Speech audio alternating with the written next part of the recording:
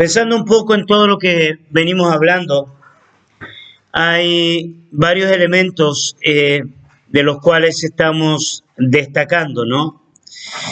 Hemos estado hablando sobre dones, hemos estado hablando sobre aprovechar bien el tiempo, hemos estado hablando, cierto, sobre el sentido de propósito, de que realmente la vida sea significativa. Hemos estado hablando sobre producción, ¿cierto? Sobre que una de las características del reino es precisamente la producción. Y hemos dicho durante todas estas semanas que la no producción ya es malo también. O sea, el hecho de que yo guarde o esconda o retenga lo que Dios me ha dado puede ser visto como algo negativo en el reino de Dios. Y la pregunta es, ¿por qué? Porque Dios nos creó con un propósito o con propósitos, ¿no? Y dentro de esos propósitos está cierto que nuestra vida tenga significado, tenga valor. Hay algo que los pensadores descubrieron, los filósofos descubrieron, que se llama dinámica, ¿no? Y la dinámica tiene como objetivo, en cierto sentido, darle vida a algo que está en movimiento, ¿no? Hay cosas que cuando no están en movimiento se mueren, como por ejemplo el agua. El agua que se estanca se muere. Y la naturaleza humana nos enseña que el hombre sin movimiento tiene la tendencia a paralizarse, a atullirse. Tuvimos una hermana acá que hace poco partió a la presencia del Señor, pero esta persona, en cierto sentido, no estaba enferma como para morirse. Y el médico un día nos dijo a nosotros que realmente esta persona lo que no quería era precisamente vivir. Y su quietud, su pasividad le trajeron como consecuencia natural dolor de hueso, tullimiento, ¿me entiende? Parálisis de hueso. Y obviamente era muy natural, al no haber movimiento, ya ella se fue enfermando automáticamente y se fue, yo creo, lo personal, antes de tiempo a la presencia del Señor, porque era una mujer muy fuerte, ¿no? Y con muchos talentos y con muchos dones. O sea, si viéramos a alguien que realmente pudiera producir, pudiera dar, ya era esa persona. O sea, era excelente en el arte, ya que están enseñando arte profético. Ella dominaba el piano, ya ella dominaba la pintura, ella dominaba la música, ella tenía varias características, ¿no?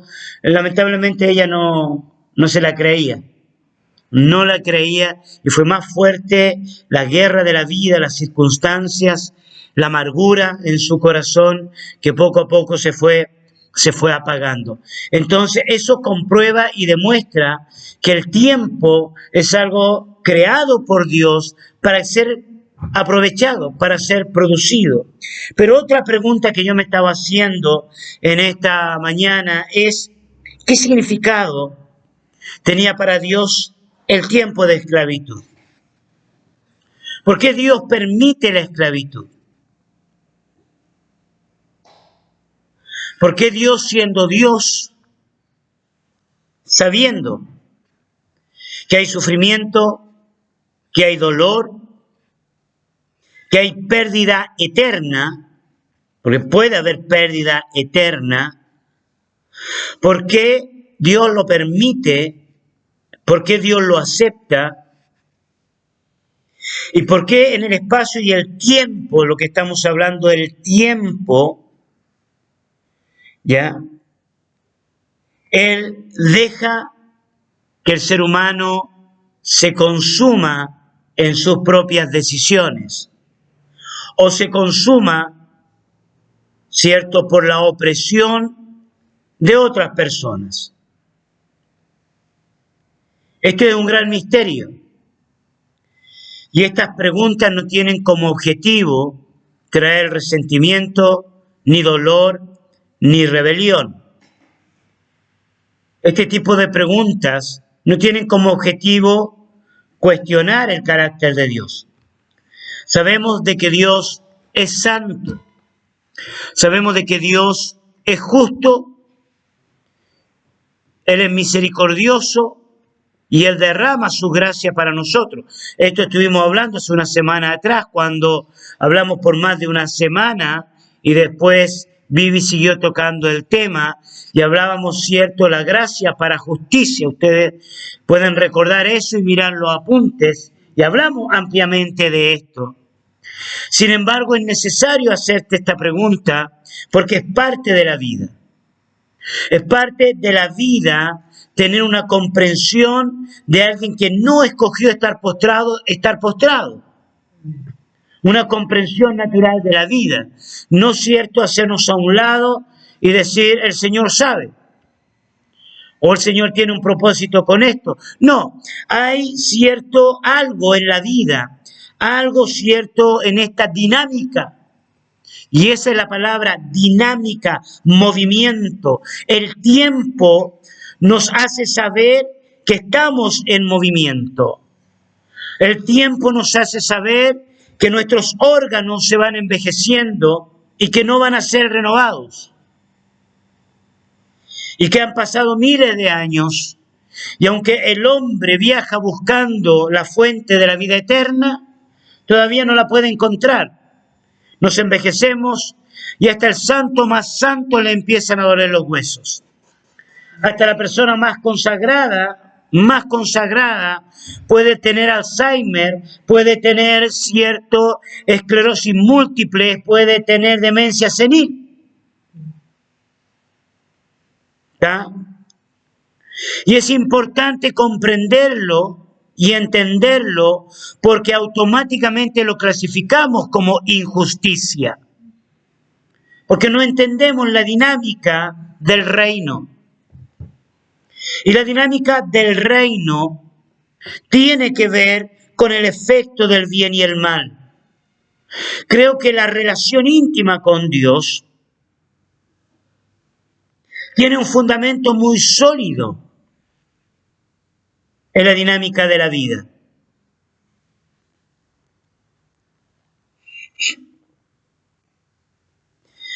Y el efecto colateral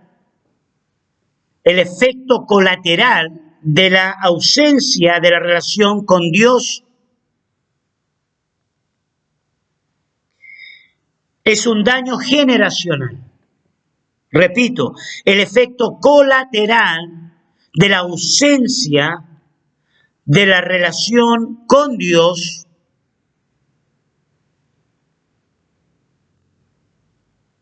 ¿cierto? Es un daño generacional. Como enseñaba David Hamilton hace muchos años atrás, ¿ya? Toda acción produce una reacción, ¿no? Todo produce un efecto implicacional. Saber qué implica tomar una decisión es muy importante en la vida. Lo implicacional, o sea, si yo tiro esto y lo tiro para allá donde están los chicos, ¿no? Ustedes no ven en la pantalla, pero si yo lo tiro, va a tener un efecto implicacional, ¿ya? Algo va a suceder, le voy a pegar a alguien y puede brotar algunas declaraciones no muy santas o una reacción en cadena. Y es una reacción que muchas veces se torna inevitable. Entonces, eso hace la necesidad de conocer a Dios, de no juzgar rápidamente por qué hay una persona postrada en cama,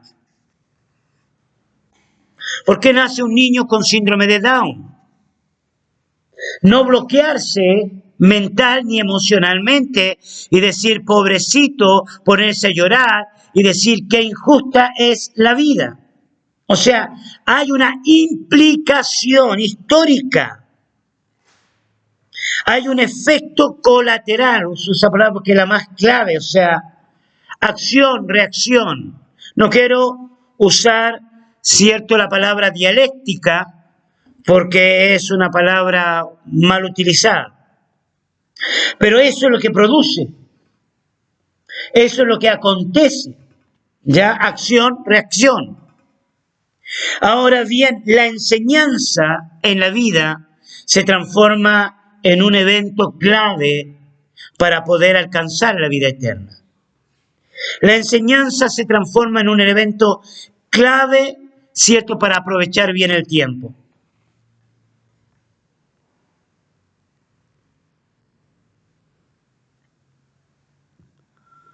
Aprovechar bien el tiempo.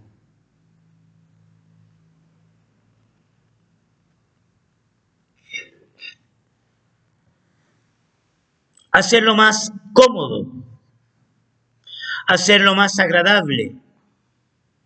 La ignorancia trae ruina.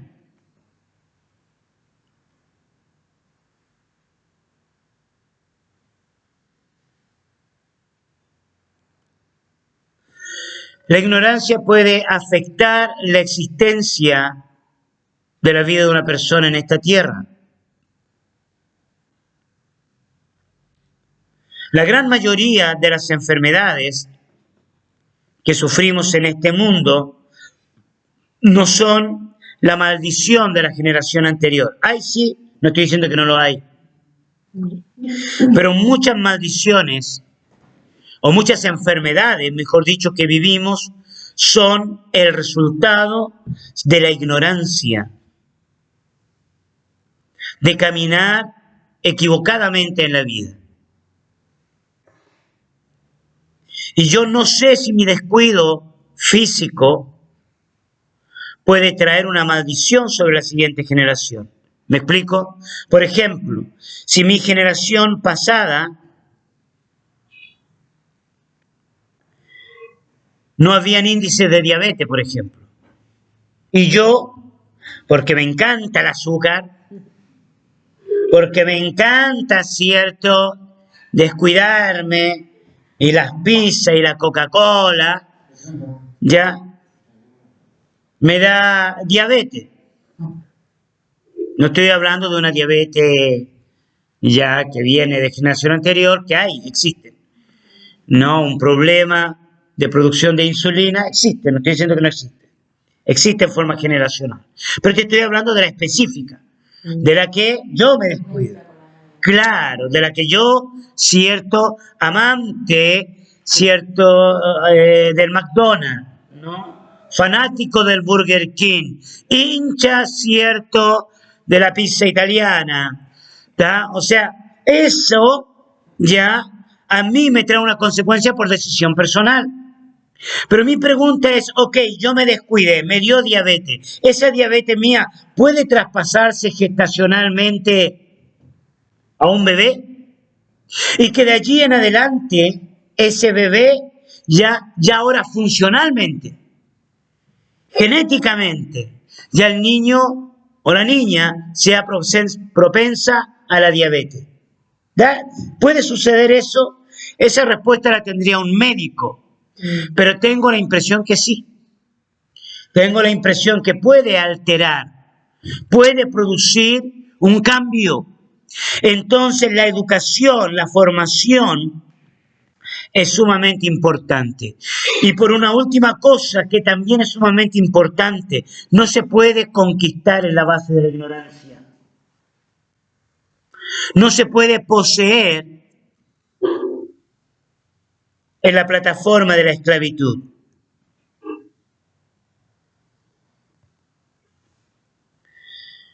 Es como los intocables en la India. El intocable en la India está destinado socialmente y personalmente a no alcanzar una tierra prometida. ¿Ya? Está destinado a eso, está como consagrado por la sociedad. Aunque si se convierte a Jesús, ¿me entiende? El intocable puede cambiar su historia. Porque en Jesucristo hay producción. Hay una mina para darte. ¿Da para entender esto? O sea, hay un talento para entregarte. Entonces en Cristo hay algo distinto.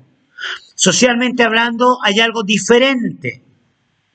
Ahora, el desierto cumple esa función. Y esto es lo segundo que yo quiero tocar.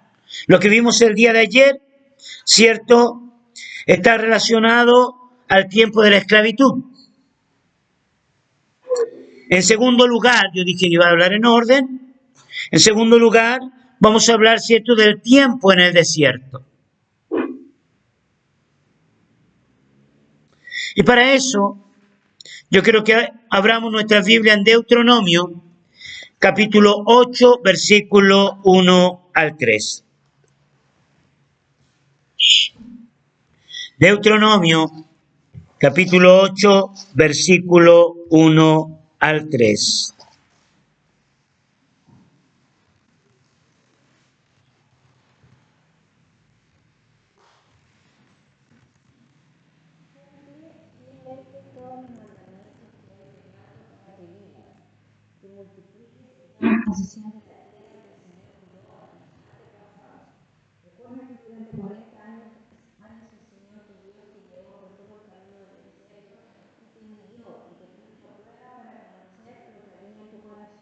Igual si cumplirías o no su mandamiento. Y mi Dios no te hizo pasar hambre, pero luego te alimentó con maná, comida que ni tú ni tus antepasados habían conocido, con lo que te enseñó, y no solo de pan y del hombre, sino de todo lo que sale de la boca del Señor. Ok, aquí hay varios elementos para destacar y quiero hablar por lo menos de tres cosas, ¿no? La primera tiene que ver, ¿cierto?, con la provisión divina. Entender que no solo de pan vive el hombre, es la escuela de la dependencia en Dios.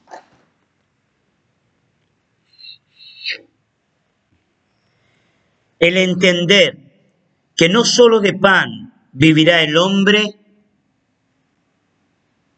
es parte de la escuela de Dios. Quiero aclarar un punto que algunos malinterpretan aquí. No se trata de no trabajar, ¿ya? No se trata de no producir. Sería una contradicción bíblica pensar que no solo de pan vivirá el hombre, entonces yo no voy a trabajar y voy a esperar, cierto, que la provisión me llegue. No, se trata de que todo ser humano debe entender que el objetivo primario en la vida no es el pan, que es la parte más difícil en el corazón del hombre. Todo hombre debe entender que el objetivo primario no es el pan.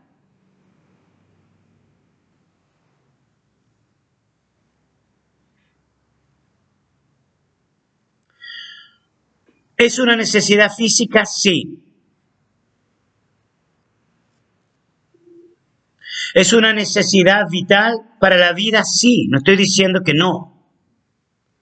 Si ponemos como ejemplo el pan como toda la alimentación que necesitamos, ¿no? No como el pan que hacen ustedes del pan, que es muy rico. ¿Ya? ¿Está? Y en esta hora de la mañana, el pan, ¿ya? ¿Ok? Entonces, no, estamos hablando del símbolo. Y es verdad, o sea, nuestra mente está como centrada en que es una necesidad vital. Entonces se transforma en el primer objetivo de la vida. Y lo que Dios le quiere enseñar al pueblo de Israel es que no es lo más vital.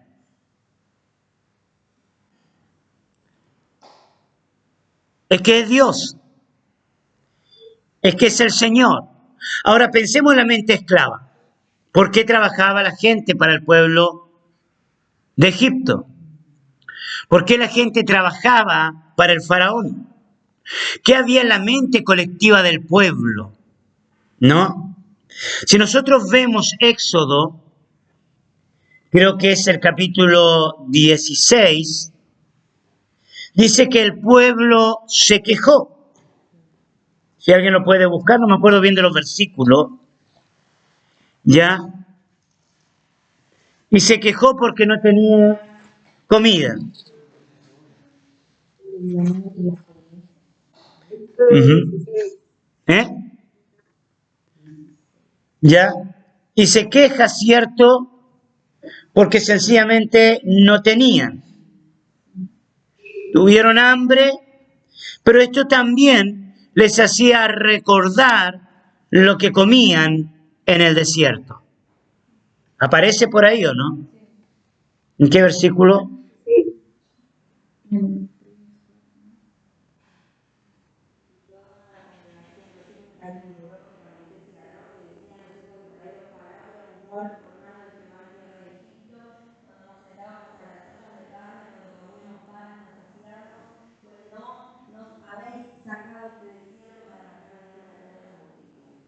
¡Wow! Entonces, cierto, ahí en el capítulo 16 de Éxodo vemos claramente la revelación que hay en el corazón del pueblo. O sea, es interesante la guerra mental. Es increíble la guerra que nosotros tenemos. O sea, el cuerpo físico también resiste lo espiritual.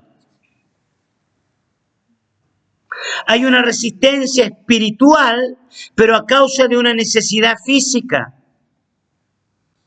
Pero no es una necesidad real, porque Dios no va a permitir que el pueblo se muera de hambre en el desierto. No es una necesidad real, es una necesidad adquirida. Pero por ser una necesidad adquirida, la persona está determinada a hacer cualquier cosa para adquirirlo. Es como la adicción, es la droga. En el subconsciente colectivo de una sociedad está sembrada la necesidad del azúcar. Está sembrada la necesidad de la sal. ¿Qué sucede con esto, Vivi? Que de pronto, cierto, la persona hace la masa y le echa un poco de sal. Pero hay alguien que dice, le falta sal, y le echa otro poco de sal. Cuando la persona está acostumbrada a esa cantidad de sal, si le echa otro poco de sal, aunque lo puede sentir un poco salado, el ser humano tiene la tendencia de acostumbrarse a un poco más de sal. Entonces, desde el siglo pasado, mediados del siglo pasado, empresas como McDonald's y otras comprobaron que la sal produce sed. Y que la sed lleva al consumo de otras cosas. ¿Como qué? Como la Coca-Cola. Como la Coca-Cola. ¿Ya? Entonces te das cuenta de una u otra manera que ya la persona se transforma en un consumidor adictivo y se está muriendo. Se está matando. ¿Por qué? Porque es el mensaje de la esclavitud. ¿Qué te dice el mensaje de la esclavitud? Tienes que trabajar para mí, porque sin mí no puedes vivir. El mensaje de la esclavitud es: tienes que trabajar para mí, porque sin mí no puedes vivir. Yo tengo el pan, yo tengo el agua y tengo la cebolla.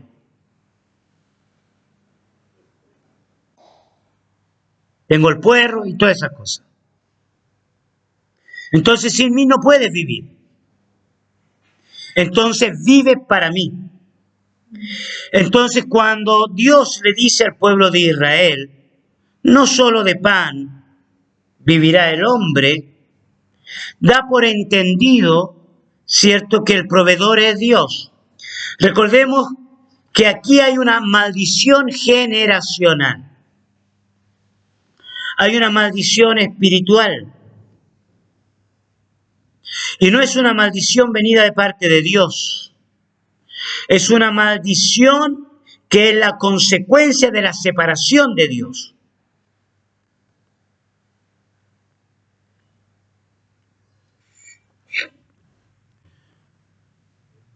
Que es la consecuencia de la separación de Dios. A ver si me trata de entender esto. La tierra cae bajo maldición. Pero el hombre todavía tiene la oportunidad de tener relación con Dios. Sin embargo, a causa de la desobediencia, la tierra está maldita. Ya la tierra no produce el fruto, ¿cierto? Ya no produce, ¿cierto?, solamente los nutrientes necesarios. Está produciendo espinos y cardos, pues está bajo maldición. El hombre ya no produce con libertad. El hombre ahora está produciendo con obligación. ¿Y por qué? Porque hay un elemento que es el elemento espiritual. Satanás tomó autoridad sobre la tierra. ¿Por qué tomó autoridad sobre la tierra? Porque el hombre le dio el don, el talento, le dio la mina al diablo. ¿Y cuál era esa mina? ¿Cuál era ese talento? ¿Cuál era ese don? Era la tierra, era la producción, era la riqueza. O sea, la riqueza en forma natural le pertenece al hombre. La producción en forma natural le pertenece al hombre.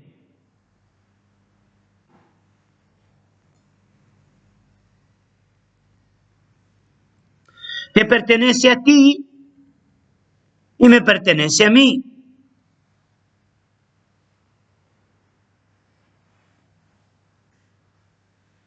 Ahí se mete otro elemento que es la ansiedad. Recordemos que Dios sí quiere que produzcamos. Y de hecho, lo dije en la introducción, el que no produce está destinado a morir. Entonces, no me malentiendan, no se confunda con esto. Estamos hablando de una producción esclavizada.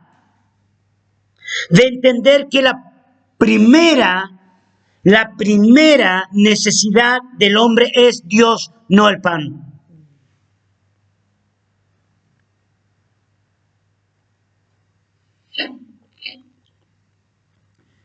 Mi primera necesidad es obedecer a Dios. Así yo pongo en orden la producción. ¿Cómo pongo en orden la producción? Escúchelo bien. Cuando la producción es fruto de la obediencia a Dios. Repito, yo pongo en orden la producción cuando es fruto de la obediencia a Dios.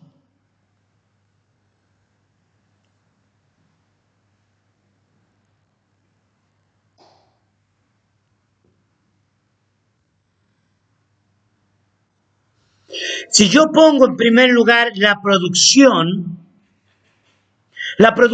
se transforma, ¿cierto?, en mi primer valor. Ya no es Dios, sino que mi propia necesidad. Y allí el diablo toma autoridad. Entonces, en el desierto, las personas debían aprender la dependencia en Dios para ser libres de esa esclavitud. Ya debían de aprender que el maná, aunque no era mucho, ya era Dios quien lo daba. El maná no fue un diseño para 40 años, ¿ya? Eran 2 años más o menos lo que iba a durar la escuela. Los meses que estuvieron en Sinaí y el tiempo para llegar a las llanuras de Moab. ¿Se acuerdan de la historia? Los otros 38 años es el castigo, es la desobediencia, el no querer entrar. Entonces, maná, de una u otra manera, era el proceso de la escuela. La escuela para aprender, para entender. Y interesante, ¿no? Porque este mismo pasaje lo va a usar Jesucristo reprendiendo al diablo, cuando le dice, escrito está. No solo de pan. ¿Te diste cuenta de la conexión espiritual que hay con esto? No solo de pan. Podría seguir hablando de eso, pero paremos por ahí. El segundo elemento de la escuela, del desierto, del tiempo, recordemos ya el regalo del tiempo en el desierto, tiene que ver con el poder, con el dunamis.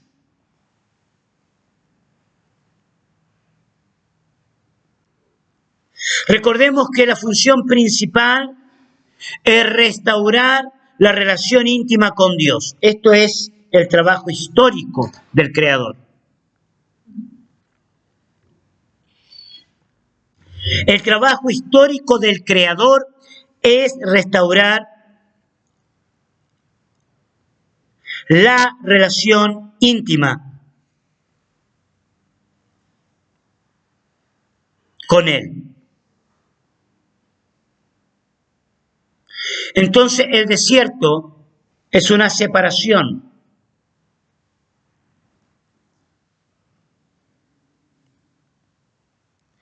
Es una separación de cualquier elemento que pueda impedir al hombre acercarse a Dios.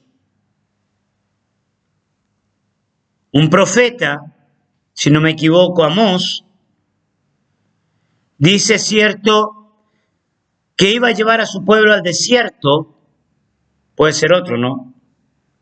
O sea, ¿no? Y allí le hablaré al corazón. Tremendo. Creo que o sea. Allí les voy a hablar al corazón. Quiero que veamos Éxodo capítulo 19, versículo 2 o 3 al 5. Y Moisés subió a Dios y Jehová lo llamó desde el monte diciendo, así dirás a la casa de Jacob y anunciarás a los hijos de Israel. Vosotros oísteis lo que hice a los egipcios, y cómo os tomé sobre alas de águilas y os he traído a mí. Ahora pues, si diereis oír a mi voz y guardareis el pacto, vosotros seréis mi especial tesoro sobre todos los pueblos, porque mía es toda la tierra. Ok, si vosotros diereis oído a mi voz. Esta es la escuela del Señor. Este es el objetivo del desierto. Durante más de 400 años y por generaciones, el tiempo, la producción, el crecimiento del pueblo de Israel estaba sujeto a sus enemigos, estaba sujeto a la esclavitud, estaba sujeto a la mentira, al engaño, estaba sujeto, ¿cierto?, a toda esta dura y carga pesada que hablábamos el día de ayer. Estaban esclavos de eso. Entonces ahora debían de conocer el poder de Dios, la autoridad del Señor, la gracia de Dios. El desierto no es solamente cierto para escapar. El desierto es la escuela para adquirir poder y enfrentar. El desierto no era solamente escapar, no era solo salir, era aprender la escuela de Dios para enfrentar.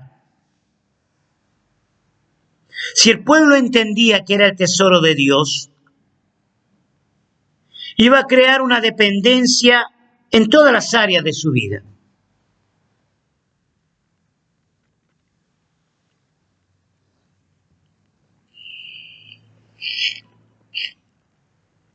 Entonces Dios va a manifestar sus milagros vez tras vez en el desierto. El agua de la peña, las codornices, ¿cierto? El fuego que les acompañaba en el día, no, la nube en el día, ¿cierto? El fuego en la noche. O sea, había un movimiento sobrenatural en el campamento constante, continuo. ¿tá? Era Dios en su presencia, mientras, ¿cierto? Había un ejército preparándose, mientras había una organización civil estableciéndose, donde había una organización gubernamental estableciéndose, donde había una organización sacerdotal organizándose. ¿Se da cuenta? O sea, el pueblo necesitaba crecer en el poder del Señor para depender, era la escuela de Dios. Estos elementos no aparecen directamente allí ¿cierto? En el libro del Pentateuco, pero seguramente los niños estaban siendo discipulados. Los jóvenes estaban aprendiendo la guerra. Había un ejercicio físico, había deporte. Yo creo que Josué los sacaba a correr todos los días.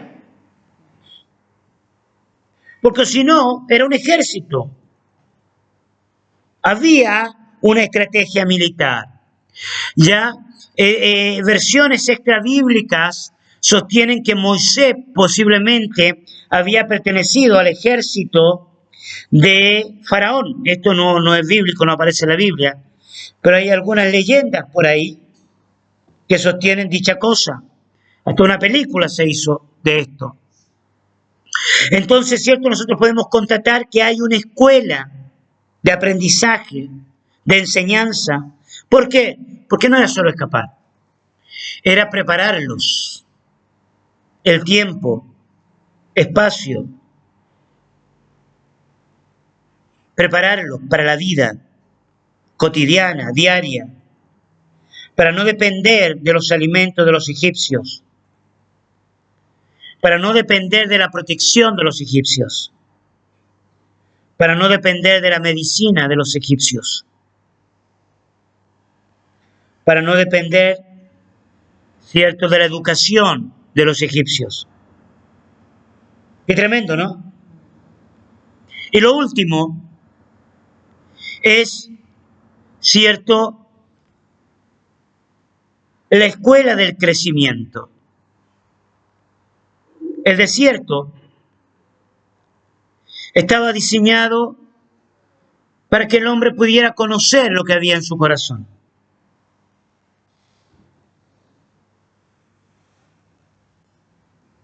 Y eso es lo que dice el texto bíblico que leímos. Para saber lo que había en tu corazón. La ignorancia más grande que puede haber en la vida de un ser humano es no reconocer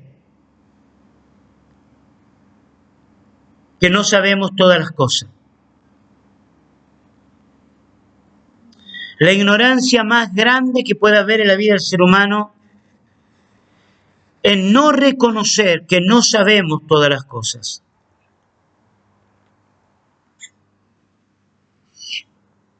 Ahora, aclaro una cosa. El conocimiento de que no sabes no es suficiente. Reconocer significa entender, comprender que necesito saber. Reconocer significa entender que necesito saber. Porque conozco personas que saben que no saben, pero igual se quedan sin saber. No, ese conocimiento tiene que llevarte a querer saber. Y esto es sumamente importante porque en la vida, para aprovechar bien el tiempo, para aprender a contar bien el tiempo y traer sabiduría al corazón de ello, se hace necesario ver el tiempo como una escuela. Y una escuela completa, una escuela donde aprendemos de lo bueno y de lo malo. Si tomamos la vida como una escuela, los dolores del sufrimiento no serán tan fuertes, ¿ya? O por lo menos dejarán una experiencia de vida. Aquí hay tanta profundidad en esto, ¿no? Me quedan 2 puntos para tratar. Pero Dios quiere que nosotros produzcamos. Dios quiere que trabajemos las minas, los talentos que Dios nos ha dado. Dios quiere que aprovechemos aún la experiencia de la esclavitud. ¿Ya? Por alguna razón nacimos esclavos. Y el salmista dice, y en maldad fui concebido. Bueno, paro por acá, porque el tiempo se me fue. Pero considérelo, órelo. No deje que los miedos le impidan ver la provisión divina. No permita que los miedos le impidan ver la prosperidad en su vida. No permita que la escuela de la esclavitud le impida ver el milagro en el desierto y la esperanza de la conquista. Dios quiere que esta vida, que este día sea bien aprovechado. Que este fin de semana usted pueda ver la gloria del Señor. Amén. Amén. Padre, queremos darte muchas gracias por tu presencia. Señor, cada etapa de la vida es algo tan importante para producir, para creer en la producción. Y no, Señor, ser esclavos, ofrendar nuestros talentos y dones al rey de Egipto, sabiendo, Señor, que podemos vivir de la palabra que sale de tu boca. Podemos trabajar en base a la palabra que sale de tu boca. Podemos conquistar y adquirir cosas a través de la palabra que sale de tu boca. Señor, seguimos reprendiendo el espíritu de las tinieblas, no conformándonos con las propuestas de las tinieblas. Por tu misericordia, danos la tierra, danos el monte para poseerlo, para tomarlo. Señor, gracias por tu fidelidad. Gracias por tu bendición. Amén.